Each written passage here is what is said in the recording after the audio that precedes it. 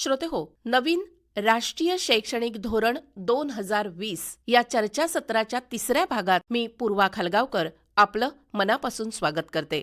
तसंच या चर्चेमध्ये सहभागी मान्यवर आणि शिक्षक, पालक आणि विद्यार्थी प्रतिनिधी यांचंही स्वागत करते. श्रोतेहो, नवीन राष्ट्रीय शैक्षणिक धोरण 2020 यामध्ये या धोरणातील वेगवेगळ्या विषयांवर आत्तापर्यंत आपण चर्चा ऐकली. आज कार्यक्रमाचा तिसरा भाग. आजच्या भागातही असेच अनेक शिक्षक, पालक आणि विद्यार्थी यांच्या मनातले प्रश्न आपण मान्यवरांना विचारणार आहोत आणि त्यांच्याकडून या धोरणामध्ये असलेल्या तरतुदी जाणून घेणार आहोत. या चर्चासत्रातील मान्यवर डॉक्टर श्रीपाद ढेकणे सर हे दूरदृश्य प्रणालीच्या माध्यमातून कार्यक्रमामध्ये सामील आहेत. नमस्कार सर, मी विस्मया कुलकर्णी. शिक्षण म्हणजे विद्यार्थ्यांचा सर्वांगीण विकास असं आपण म्हणतो. यासाठी नुसतं पुस्तकी ज्ञान पुरेसं नाही, तर या विद्यार्थ्यांना आपल्या भारतीय संस्कृतीविषयी माहिती होणंही तितकंच गरजेचं असतं. हे नवीन शैक्षणिक धोरण राबवत असताना विद्यार्थ्यांची आपल्या संस्कृतीशी कशा प्रकारे ओळख होत जाईल, या संस्कृतीशी त्यांची नाळ कशा प्रकारे जोडली जाईल. पुन्हा एकदा बऱ्याच विषयांना स्पर्श करणारा हा प्रश्न आहे. त्यातही पुन्हा म्हणजे हे सगळे ठरवून आलेत सर की विकेट घ्यायची. आणि खरं म्हणजे यात वेगळं काही करायचं असं नाही. आपल्या गोष्टींवरचा आपला विश्वास व्यक्त करत काही गोष्टी करायच्या आहेत. मला असं वाटतंय की आपल्या शिक्षणातनं आपल्याला साध्य करायचं ते ही की आपली संस्कृती, आपल्या भारतीय संस्कृतीचा विकास, भारतीय संस्कृतीचे टप्पे हे आता काही नव्याने आपल्याला शिकवायचे असं नाही, तर ते थोडे अधोरेखित करायचे आपल्या सगळ्यांच्या मनात आहेत. जसं काल परवाच आपल्या शिक्षण आयुक्तांनी एक परिपत्रक अतिशय चांगलं काढलंय की ज्याच्यामध्ये त्यांनी दिवाळीचा उल्लेख केलाय आणि दिवाळीच्या सर्व दिवसांचं महत्व आणि याच्यात अनावश्यक शिरलेले फटाके अशाही गोष्टींचा त्यांनी त्याच्यात उल्लेख करून कशी दिवाळी साजरी करा. आता हे परिपत्रक म्हणजे आपल्याला लक्षात येईल की आपल्याला काय विद्यार्थ्यांपर्यंत पोहोचवायचं नाही, त्यांनी त्याच्यावरती विचार करावा आणि ते अडॉप्ट करावं अशी आपली अपेक्षा आहे. मग त्याच्यात उच्च शिक्षणात त्याचा 2 क्रेडिटचा कोर्स आहे, तो त्यांनी पूर्ण करावा. हळूहळू विकसित होत होत त्याचे काही अभ्यासक्रम, त्याच्यातनं काही तयारी पण सुरू झाली आहे. आणि मग त्या अर्थाने शालेय शिक्षणामध्ये संस्कृतचा उपयोग, त्याचा संस्कृत भाषेचा अभ्यास हा आणता येईल का, असेही काही विचार आता त्याच्यामध्ये सुरू झाले आहेत. Thank you sir. रेणुताईंनी बोलावं याच्यावरती. आधी संस्कृती म्हटलं की आपल्याला म्हणजे आता तुम्ही जो मुद्दा मांडलात की नाही की परकी आता काय आहे, आत्ताची सगळी पिढी ही जागतिक व्यासपीठावर आहे. मग ती तंत्रज्ञानामुळे असेल, पण त्यावर म्हणजे अगदी परदेशातल्या अशा गोष्टी आपण कुठल्या आपल्यामध्ये आलेल्या आहेत याचा आपण खरं नीट विचारच करत नाही. पण गुजरातमध्ये दांडिया खेळत असेल तर सगळीकडे खेळला जातो. त्यात सगळ्यांनी एकत्र येणं, शारीरिक हालचाली करणं, ती गाणी म्हणणं, आनंद घेणं, हे सगळं आहे ना. आणि संस्कृती कुठे लांब नसते. मी जिथे राहतो तिथे पण एक संस्कृती असते, त्या गावची संस्कृती असते, तिथल्या लोककला असतात, या विसरायच्या नाही आहेत आपल्याला. तर त्याही जतन करता आल्या पाहिजेत असा मला वाटतं त्या शब्दाचा अर्थ आहे. म्हणजे पाश्चात्य गाण्यांना आपण म्हणू शकत नाही की तुम्ही गाऊ नका. म्हणजे आधी सैगल आवडत होता, मग मोहम्मद रफी आवडायला लागला, आता आणखीन कोणी आवडतं. काळानुसार हे बदल होणारच आहेत. पण त्याच्याकडे मी खूप रिजिड दृष्टीने न पाहता आपली संस्कृती आणि खरंच खूप लवचिक आहे. म्हणजे सगळ्या गोष्टी ती स्वीकारते आणि स्वतःला पण ठेवते. हे आपण विसरू नको यात. की बरेच वेळा आपण खूप उगाचच भीती वाटते आपल्याला, असं नाही होते ना. गणपती इतके वर्ष, 100 वर्षापेक्षा जास्त वर्ष झाली उत्सव सुरू झाला, तेव्हाचं स्वरूप वेगळं होतं, तेव्हाची गरज वेगळी होती, आताची गरज वेगळी आहे. फक्त आपल्याला हे करताना काय करायचंय की त्यातल्या ज्या अनिष्ट गोष्टी आहेत त्या कशा समूहातून काढून टाकता येतील, कारण तो समूह विचार झाला पाहिजे. संस्कृती शब्दाचा अर्थ काय आहे? मनामध्ये चांगल्या गोष्टी रुजवणारी गोष्ट ती संस्कृती. इतकी सोपी व्याख्या करूया आपण. हां. मग एखादी देऊळ म्हणजे शेवटी काय आहे, सगळ्यांनी एकत्र जमणं, चपला काढणं म्हणजे वाईट विचार बाहेर ठेवणं, हां. चांगले विचार घेऊन हां. आत येणं, हां. एकत्र काही म्हणणं, त्या ध्वनीतून एक शक्ती निर्माण होते, तिचा अनुभव घेणं. हं. तिथे कुठे म्हणजे तिथे मूर्ती विसरतोच आपण हो, तिथे कुठे येते श्रद्धा आणि अंधश्रद्धा, काही येत नाही तिथे. गाव एकत्र जमला, आम्ही एकत्र एक गोष्ट केली, मजा आली, हीच आपली संस्कृती आहे ना. हां, हां. आणि या सगळ्या पाठीमागे होणाऱ्या मानसशास्त्रीय प्रक्रिया पण आहेत त्याला. ही काही अशी गोष्ट नाही आहे की ती काल होती आणि कुठेतरी लोकांनी अशीच सुरू केली म्हणून. तर त्यामुळे संस्कृती म्हणजे आपण ज्याला भीती वाटते आपल्याला पाश्चात्य आणि आपली संस्कृती, असं काही नाही. आता जग सगळं एकत्र आलेलं आहे. त्यातलं मगाशी म्हटलं तसं चांगलं काय आहे याचा आपण विचार करूया. वाईट आपोआप गळून पडतं. त्या मूर्तीची कविता आहे की नाही, मूर्ती घडते म्हणजे काय होतं, दगडातला वाईट भाग काढून टाकला, उरली की मूर्ती. तसंच आहे ना, शिक्षणाने वाईट भाग काढून टाकू, उरतं ते सकस शिक्षण. बरोबर. Thank you madam. मॅडमनी लोकल टू ग्लोबल आणि ग्लोबल टू लोकल यातला समतोल साधायला सांगितले थोडक्यात आपल्याला. यापुढे आणखीन एक नवीन शैक्षणिक धोरण आलेलंच आहे. सर आत्ता म्हणाले त्याप्रमाणे ऑटोनॉमस कॉलेजेसनी ते चालूही केलं आहे. तर या एकूण्याचं स्वरूप पाहिल्यावर शिक्षक, पालक, विद्यार्थी हे सगळेजणच सध्याच्या शिक्षण पद्धतीशी त्याची तुलना करत आहेत आणि हे खूप स्वाभाविक आहे तुलना करणं. अशा वेळी आम्हा सर्वांच्या आणि याचबरोबर विद्यार्थी आणि पालक या सर्वांच्या मनामध्ये एक प्रश्न निर्माण होतोय, तो म्हणजे शैक्षणिक मूल्यमापनाचा. तर एकूण NEPमध्ये मूल्यमापन तंत्र नक्की काय असेल? कशा प्रकारे विद्यार्थ्यांचं मूल्यमापन करणं अपेक्षित आहे? पायाभूत स्तरावरच्या मूल्यमापनाचा आराखडा हा आपण आता स्पष्ट केला आहे आणि त्याच्यावरती देखील आपलं अधिक स्पष्ट आलं आहे. आपण सर्वांनी आवर्जून तो वाचलाही पाहिजे. साधारणपणे 350 पानांचं हे सगळं एक डॉक्युमेंट तयार झालं आहे. त्याची लिंक सर्वत्र आहे आणि त्याचा उपलब्धही आहे. त्यामुळे ह्या मूल्यमापनाची पद्धती देखील त्याच्यामध्ये आपण स्पष्ट केली आहे. हे पायाभूत स्तरावरती आता आपण स्पष्ट केलंय. शालेय स्तरावरती आता मी म्हणलं तसं जी समिती गठीत झाली आहे ती त्याची सगळी मार्गदर्शक तत्व आणि कोणत्या पद्धतीने मूल्यमापन करावं याचा विचार करते आहे. एकूण राष्ट्रीय शिक्षण धोरणात जे मांडलं आहे त्याला अनुलक्षूनच या पद्धतीचा मूल्यमापनाची प्रक्रिया ही सगळी राहील. उच्च शिक्षणामध्ये स्वायत्त महाविद्यालयांमध्ये देखील आता प्रामुख्याने चॉईस बेस्ड क्रेडिट सिस्टीम ज्याला म्हणता येईल, क्रेडिट सिस्टीम ही आता सुरू झाली आहे आणि त्याच्या आधारावरती त्याचं मूल्यमापन आणि त्या पद्धतीने जी एक थोडी मार्कांची स्पर्धा आणि त्या मार्कांची जीवघेणी स्पर्धा असे दोन्ही त्याला आपल्याला शब्द वापरता येतील. त्याच्यातून बाहेर पडून आपल्याला त्या क्रेडिट मध्ये आपल्याला त्याची रूपांतरण करून ही प्रक्रिया आपण केलेली आहे. त्याच प्रकारची मूल्यमापन पद्धती देखील आता आपण शालेय स्तरावरती आणण्याचा विचार करतो. आता त्याबाबतचं धोरण ठरवणारी समिती गठीत झालेली आहे. Thank you sir.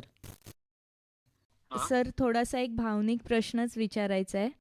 आज शिक्षण देताना पालक म्हणून शिक्षणाचा खर्च पाहून मूल एखादं वर्ष जरी बेकार राहिलं तरी त्या कुटुंबाचं नुकसान आणि एकूण GDPवर परिणाम होतो. तर यात NEP कशा प्रकारे मात करेल, म्हणजे एम्प्लॉयमेंट अपॉर्च्युनिटीज कशा प्रकारे उपलब्ध करून देऊ शकेल? नोकरीच्या संधी पण वाढतील आणि त्यासाठी स्वाभाविकपणे कौशल्य असणारा एक एम्प्लॉयबिलिटी वाढलेला विद्यार्थी हा देखील या शिक्षण धोरणातनं उपलब्ध होईल. त्याचबरोबरीने शिक्षणावरचा खर्च शासन स्तरावरती वाढवण्याची पण योजना करावी लागणार आहे. आता तुम्ही उल्लेख केला तो एखादं वर्ष राहणं, याच्याही पेक्षा आता हळूहळू पुढच्या कालामध्ये हे वर्ष राहणं याच्यापेक्षा त्यांनी ती क्रेडिट्स त्याला पाहिजे तेव्हा मिळवायची आणि त्याने पुढे पुढे जात राहणं, याच कल्पना येतील. त्यामुळे त्याला कदाचित ते क्रेडिट नाही मिळालं तर तो त्याची नोकरी किंवा त्याचं जे काही आहे ते सुरू करून पुन्हा एकदा त्याच्यात येऊ शकेल आणि त्यातून त्याचं वर्ष वाया जातंय, त्यातनं त्याला मागे राहायला लागतंय, असं होणार नाही. अशा पद्धतीची योजना ही उच्च शिक्षणाची पण केलेली आहे आणि त्यामुळे उलट या सगळ्या प्रश्नांचा विचार करून त्याच्यावर मात करणारी ही यंत्रणा आहे. मी असं म्हटलं की आत्तापर्यंत म्हणजे आधीचं आपलं शिक्षण निर्माण झालं तेच मुळी नोकरशाही निर्माण करणारं झालं. अगदी म्हणजे मी एखादी डिग्री घ्यायची म्हणजे नोकरी काय मिळेल म्हणून मी तसं शिक्षण घेत होते आधी. पण आता मला काय आवडतं ते शिक्षण जर मी घेतलं तर मी सेल्फ एम्प्लॉयमेंट क्रिएट करणार आहे. म्हणजे मी अनेकांना म्हणजे मी अनेकांना आर्थिक सक्षम बनण्याची संधी देणार आहे. मग म्हणजे मी खेळाडू असेन उत्तम तर मी अशा माझ्या आजूबाजूच्या अनेक मुलांना तशा प्रकारे खेळामध्ये विकसित होण्याची संधी देईन आणि तीच माझी नोकरी म्हणण्यापेक्षा स्वतःच्या उपजीविकेचं साधन असेल. अगदी खरंय. हीच आपली याच्यात कल्पना आहे. जर आहे आपल्या आवडत्या क्षेत्रात आपण काम करत राहिल्यामुळे आलेल्या आत्मविश्वासाच्या आधारे अनेकांना रोजगाराची संधी उपलब्ध करून देणं आहे आणि त्या प्रकारचं रोजगार निर्मितीचं वातावरण आपल्या आजूबाजूला उपलब्ध होईल आणि त्याचा फायदा हा विद्यार्थ्यांना होत राहील. बरं सर, शिक्षणामध्ये तंत्रज्ञान हे काही अंतिम स्थळ नसून एका प्रवासासमान आहे असं म्हटलेलं आहे आपल्या NEP मध्ये. अगदी बरोबर आहे. काय सांगाल आपण याबाबत? शिक्षणामध्ये तंत्रज्ञानाचा उपयोग आपण करू शकतो, परंतु आपल्या संस्कृतीने ज्याच्यावरती खूपच अतिशय परखड आणि स्पष्ट भाष्य केलंय ते तंत्रज्ञान शिक्षक गुरु यांना रिप्लेस करू शकत नाही. ओके. त्यामुळे तंत्रज्ञानाचा समावेश शिक्षणामध्ये वाढवायचा आहे, टेक्नॉलॉजीचा उपयोगही वाढवायचा आहे, परंतु शिक्षकाची तिथल्या एका अर्थाने गुरूंची किंवा त्याला मार्गदर्शक करणारे समुपदेशन करणारे यांचं स्थान हे या प्रक्रियेमध्ये केवळ आणि केवळ सतत राहणार आहे आणि त्याच्याशिवाय आपलं भारतीय मन विकसित व्हायला एका अर्थाने गती मिळत असते. त्यामुळे आपल्याला शिक्षणामध्ये तंत्रज्ञानाचा समावेश करायचा असला तरी त्याच्यातलं आपलं शिक्षकांचं महत्व हे कायमच राहील असं मला वाटतं. ते साधन आहे सर, साध्य नाही. अगदी खरं. Thank you sir. मला असं वाटतंय की बराच वेळ बऱ्याच जणांचे प्रश्न हो ऐकले आणि खूप छान वाटलं की आपले सर्व घटकांच्या मनामध्ये याविषयीचे इतके प्रश्न आहेत आणि त्यांच्यामध्ये उत्सुकता आहे.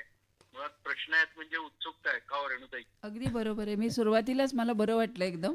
सशक्त नागरिक बनवणे ही शाळेची जबाबदारी मॅडम आहेच. आता तुमच्या बोलण्यात तर आलं की आपल्याला बाल शिक्षणावर काम करायचं आहे, पण सध्या जर मॅडम बघितलं तर अंगणवाडी आणि बालवाडीमध्ये पोषण आणि आरोग्य यावरच जास्त भर दिला जातो. मग आपल्या राष्ट्रीय शैक्षणिक धोरण 2020च्या अपेक्षा आणि पूर्ती याबाबत तुम्ही नेमकं काय सांगाल? खूपच छान प्रश्न आहे, कारण या विषयातला तो गाभा आहे. आता आपल्याकडे ज्या आता अंगणवाड्या आल्या, अंगणवाड्या अगदी छोट्या छोट्या 200 म्हणजे अगदी छोट्या छोट्या वाड्यातनं पण अंगणवाड्या आल्या. का? त्याचा हेतू असा होता की या लहान बालकांना लांब अंतरपर्यंत चालायला लागता कामा नये. पण आपल्याकडे ज्या अंगणवाड्या सुरू झाल्या त्या अंगणवाड्या चालवणाऱ्या ज्या अंगणवाडी सेविका आणि ताई ज्या आहेत किंवा त्यांच्या ज्या मदतनीस आहेत, हे जेव्हा सुरू झालं तेव्हा त्यांना मला वाटतं 2 महिन्याचं कोसबाडला ट्रेनिंग देण्यात आलं. पुढे हे ट्रेनिंग बंद झालं आणि मग ते वेगवेगळ्या संस्थांनी ट्रेनिंग द्यायला सुरुवात केली. पण आपल्याकडच्या अंगणवाड्या या ICDS अंतर्गत आहेत, म्हणजे ज्याच्यामध्ये माता बाल संगोपन असं आहे. म्हणजे पूर्ण मुलांच्या विकासाचा विचार या ठिकाणी कितीही मनात असलं तरी करणं शक्य झालं नाही. तिथे आई गरोदर माता, तिचा आहार, ते सगळं खरं म्हणजे मूल तिथे जन्माला येतं, अगदी बरोबर आहे, म्हणजे तिथपासून करायला पाहिजे. वैयक्तिक माझं असं मत आहे की हे 2 विभाग वेगळे करायला पाहिजे. जिथे बालशिक्षण आहे तिथे मातांचं संगोपन हा विषय स्वतंत्र यांच्याकडे द्यावा आणि बालशिक्षण हा विषय स्वतंत्रपणे जी प्रत्यक्ष मुलांबरोबर काम करणारे, कारण सर्वांगीण विकास म्हणजे आपण नेहमी सगळे शब्द वापरतो कारण BEdला झालेले असतात, मानसिक सामाजिक अमका तमका तमका, पण म्हणजे काय करायचं त्याच्यासाठी याचा विचार प्रत्येक शिक्षकाला करायचा असतो. आणि मूलभूत जी बालवाडीवर काम करणारी जी त्यांची ताई आहे, आपण तिला शिक्षिका पण नको म्हणायला, कारण त्यांना ती ताई म्हणून जवळची वाटते, कारण या सगळ्यांमध्ये नातेसंबंधाला खूप महत्त्वाचं आहे, की जो नातेसंबंध त्यांचा भावनिक जपणूक करतो. म्हणजे मूल घरातनं एकटं बाहेर पडतंय, मूल 3-4 वर्षाचं आहे, आई-बाबांना सोडून बाहेर पडतं आहे आणि अशा वेळेस त्याला आधी जो भावनिक आधार पाहिजे, की "हां, ये हं, आलास का? अरे वाह! खूपच छान, किती गोड दिसतोय." ही जी एक त्याला नातं बांधणारी बांधिलकी आहे, ही त्याच्या शिक्षणाची सुरुवात आहे. म्हणजे शिक्षण घराला तोडत नाही, तर घर आणि शाळा यांना जोडतं. आणि मग या ताईने त्याच्या आईशी बोलायचं आहे, की "काय घरी कसं असतं तुमचं मूल? घरी काय काय करतं ते?" म्हणजे मग शाळेत एखादं न बोलणारं मूल घरी खूप बोलत असतं किंवा घरी एखादं अबोलं असणारं मूल शाळेत खूप बोलत असतं. शिक्षकाने विचारलेल्या प्रश्नांव्यतिरिक्त मुलाच्या मनामध्ये खूप प्रश्न असतात. मग जर इथेच याच टप्प्यावर गप्पा बस, बोल नकोस, आधी हे म्हण बरं, तर त्या मुलाचा विकास संपलाच तिथे. मग कितीही आपल्या धोरणात असलं सर्वांगीण विकास, तरी तो कितपत होईल याबाबत प्रश्नचिन्ह निर्माण होईल. तेव्हा या प्रकारचं ट्रेनिंग त्या तायांना मिळणं ही सगळ्यात मोठी, त्या धोरणामध्ये आहे की त्यांना आपण ट्रेनिंग देणार आहोत. तर ही खूप महत्त्वाची गोष्ट आहे. अनेक सेविकांशी मी बोलले तेव्हा त्यांचं असं म्हणणं होतं, की आम्हाला अकॅडमिक ट्रेनिंग खूप कमी मिळतं. म्हणजे कागदपत्रांचं ट्रेनिंग मिळतं, पण 3ऱ्या वर्षी शाळेत आलेले मूल म्हणजे 4, 5, 6 ही वर्ष आहेत. इथे तिन्ही टप्प्यांवर एकच गाणं सगळ्या टप्प्यांवरची मुलं म्हणत असतात. आता खरं असं नाहीये ना, प्रत्येक टप्प्यावर गाण्यांचं स्वरूप बदलतं. ज्याला आपण इथे बडबड गीतं म्हणतो. बडबड गीतांची गाणी होतात, गाण्यांची खेळ गाणी होतात, नाच गाणी होतात किंवा गंमत गाणी होतात, अभिनय गीतं होतात. हे जे गाण्यांचे सगळे प्रकार आहेत, या प्रकारामधून त्याची भाषा समृद्ध होणार. कारण इथे त्याला तालाचं ज्ञान, आता तालाचं ज्ञान मुलाला नाहीये का? आहे. कारण घरामध्ये आरती म्हटली जाते, घरामध्ये वेगवेगळी गाणी तो ऐकत असतो. आज तर आपल्याला माहिती आहे प्रसारमाध्यमांमुळे त्याला वेगळी ऐकावीच लागत नाहीत किंवा सणवारी म्हटली जाणारी गाणी असतात. पण त्या व्यतिरिक्त मुलांच्या वयाला साजेशी गाणी कुठली आहेत? म्हणजे कधी त्याच्यात अर्थ नसेलच. उदाहरणार्थ आपल्याला माहिती आहे आपल्याकडे पूर्वी घरात म्हटलं जायचं अडगुलं मडगुलं सोन्याचं. तर याला तसा अर्थ आहे का? नाही. पण तो जो भाषेचा गोडवा आहे तो त्याच्या त्याला आता तिथे सांगणार आहोत का आपण, "हे बघ, असं गाणं म्हटलंस तर तुझ्या भाषेत गोडवा येणार आहे." नाही. पण त्या मुलाला तो एक संवेदना निर्माण होते, भाषेची संवेदना. तर अशा अनेक गोष्टींचं प्रशिक्षण आपल्याला बालवाडीच्या तायांना द्यायचं. बरोबर आहे मॅडम. म्हणजे मला वाटतं आपण महाराष्ट्र शासनाने जो आकारचा अभ्यासक्रम ताईंना दिलेला आहे, तो त्यांनी नक्कीच त्याचा वापर या NEP-साठी केला पाहिजे एवढं असं नक्की मला वाटतं. अगदी बरोबर. म्हणजे त्याचा वापर करावाच, पण स्वतंत्र त्या ताईला म्हणून एक व्यक्तिमत्व आहे. त्या ताईच्या समोरच्या मुलांना एक स्वतंत्र व्यक्तिमत्व आहे. कारण बघा सगळ्या महाराष्ट्राला आपण एका साच्यात नाही घालू शकत. म्हणजे आदिवासी मुलांची गाणी वेगळी असतील, कोकणातल्या मुलांची वेगळी असतील, विदर्भातल्या कारण ती भाषा आहे ना आणि ती सुंदर आहे. म्हणजे प्रादेशिक भाषा ही आपली समृद्धतेचं प्रतीक आहे. ते कंपार्टमेंट्स नाही आहेत. तर किती मराठी भाषा किती अंगांनी बनलेली आहे, किती शब्दांनी. म्हणजे एक शेती बघा तुम्ही घेतली, तरी इथल्या मुलाला नारळाच्या झाडाशी निगडीत असलेले सगळे शब्द माहीत आहेत. एखाद्या मुलाला ऊसाच्या शेतीशी निगडीत असलेले शब्द माहीत आहेत. एखाद्या मुलाला संत्र्याच्या शेतीशी निगडीत असलेले शब्द माहीत आहेत. त्याची गाणी माहीत आहेत. आणि मग नंतरच्या टप्प्यावर आपल्याला याची देवाणघेवाण करायची, की जी मूल पहिलीत आल्यावर पाठ्यपुस्तक नावाची रचना तयार होते. कदाचित नसतील तिथे ती गाणी, पण शिक्षक म्हणून मुलाला या भाषेची, सगळ्या प्रकारच्या भाषेची ओळख करून देण्यासाठी आपल्याला हे काम करता येईल. त्यामुळे मूळ मुद्दा असा आहे की सगळ्यांसाठी तो जो कंटेंट तयार होतो, तो आपण असं म्हणूया की ते एक सूत्र असतं, तो एक धागा असतो. त्याचं काय विणायचं शेवटी, किती सुंदर विणायचं, हे त्याला कौशल्य जे लागतं ते त्या ताईमध्ये असणं, त्या शिक्षकामध्ये असणं खूप आवश्यक आहे. मग आकार उपयोगी होणारच आहे ना. पण तेवढ्यावर थांबून नाही चालायचं आपल्याला. धोरण आपल्याला हेच सांगतं की एवढ्यावर नाही थांबून चालायचं, तरच गुणवत्तापूर्ण, दर्जेदार, समान, सर्वसम हे जे सगळे शब्द आहेत ना, ह्याला खूप महत्त्व आणि खूप अर्थ आहे, जो कदाचित आत्तापर्यंत आपण नाही समजून घेतला. मूलभूत साक्षरतेचा विचार आजही आपल्याला का मांडावा लागतोय? आजही मुलांना लिहिता वाचता येत नाही असं का म्हणावं लागतंय?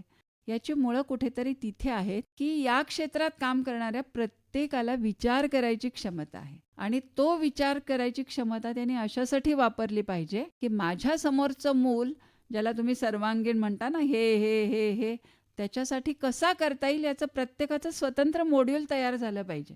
मूळ ढाचा तो असेल, पण त्याला किती रुंदा करायचं, त्याची क्षितिजे किती व्यापक करायची, हे शेवटी या क्षमता वाढवण्यासाठी धोरण आपल्याला उपयोगी पडणार. Thank you ma'am. Thank you sir. मला असं वाटतंय की बराच वेळ बऱ्याच जणांचे प्रश्न हो हो ऐकले आणि खूप छान वाटलं की आपले सर्व घटकांच्या मनामध्ये याविषयीचे इतके प्रश्न आहेत आणि त्यांच्यामध्ये उत्सुकता आहे. मुळात प्रश्न आहेत म्हणजे उत्सुकता आहे. का हो रेणुताई? अगदी बरोबर आहे. मी सुरुवातीलाच मला बरं वाटलं एकदम. धन्यवाद सर.